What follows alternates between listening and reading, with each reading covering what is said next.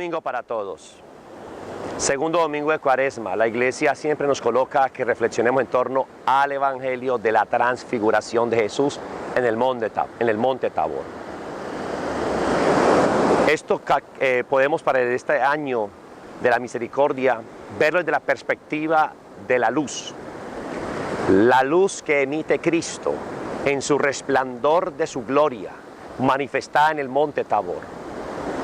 Observamos la escena bellísima, Jesús que revela su gloria, su divinidad a sus discípulos más íntimos.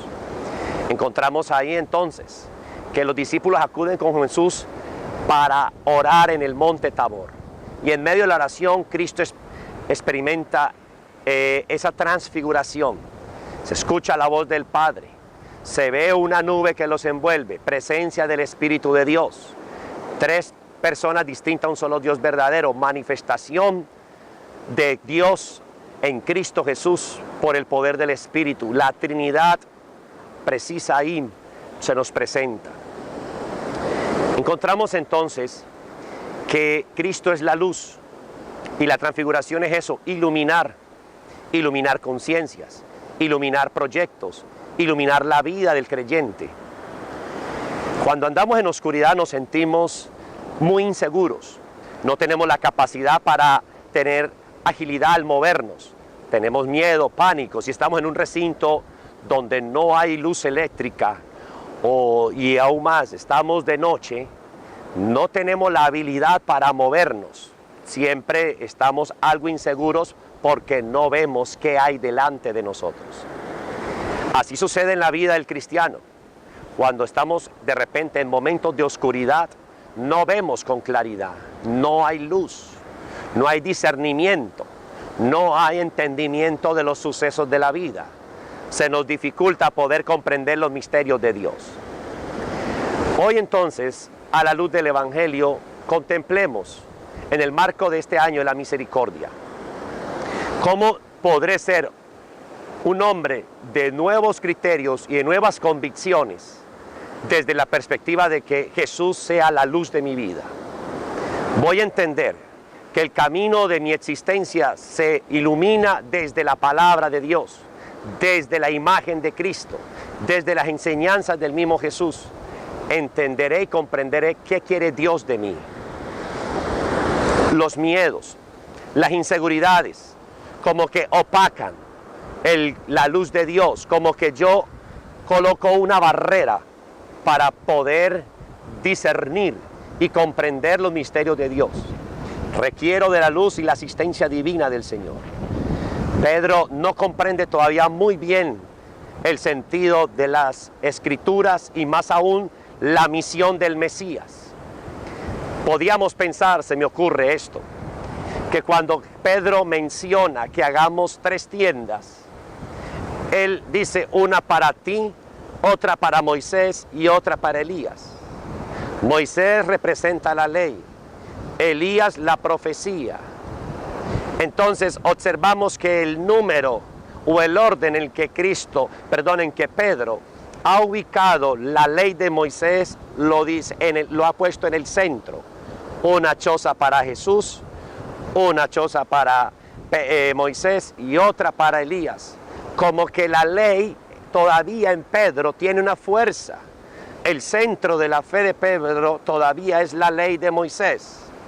Cristo entonces va a aparecer como en el que la ley y los profetas convergen en él.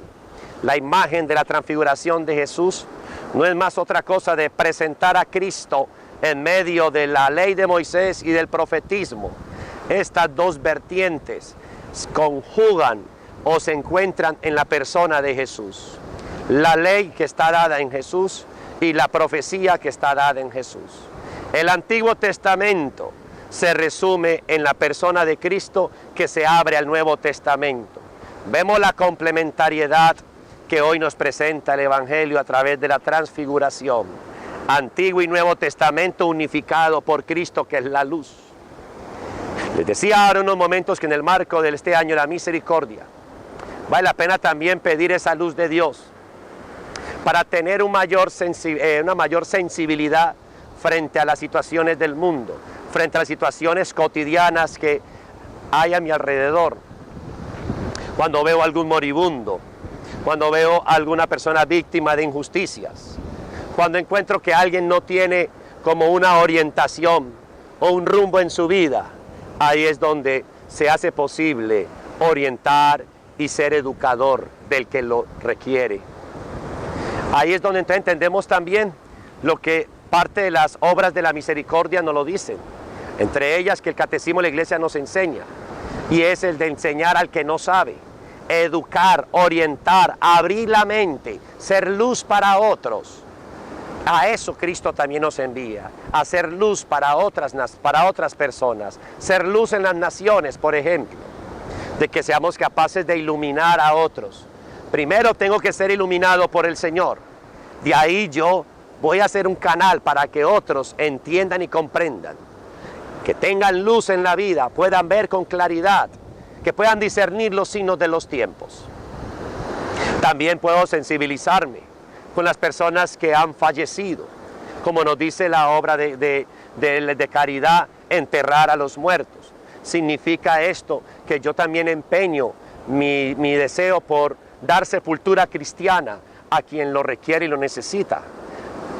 Y de ahí también puedo entender que en el día de hoy puedo ser luz para el mundo, para la gente, transfigurados por el Señor, cuando intercedo por los demás. Soy una persona de oración que intercedo por los vivos y los muertos. Eso es una obra de caridad, rezar por los muertos y por los vivos. Es una intercesión que yo elevo a Dios. Es un momento en el que yo oro, le clamo a Dios su gracia, su misericordia. Es un momento especial donde yo voy a hablar con Dios y le presento al Señor las necesidades del prójimo. Me hago uno con los demás, soy sensible a las necesidades de los demás. Entro en relación con el mismo hombre que está en una situación de dificultad o es víctima de algún suceso negativo. Por eso entiendo que tengo que serme más misericordioso. Y para ser más misericordioso tengo que vivir en la luz. Pidámosle al Señor que nos transfigure de su gracia y su luz y seamos testigos de su amor en este mundo. Que Jesús te bendiga, hermano, y te ayude. En el nombre del Padre, y del Hijo, y del Espíritu Santo. Amén.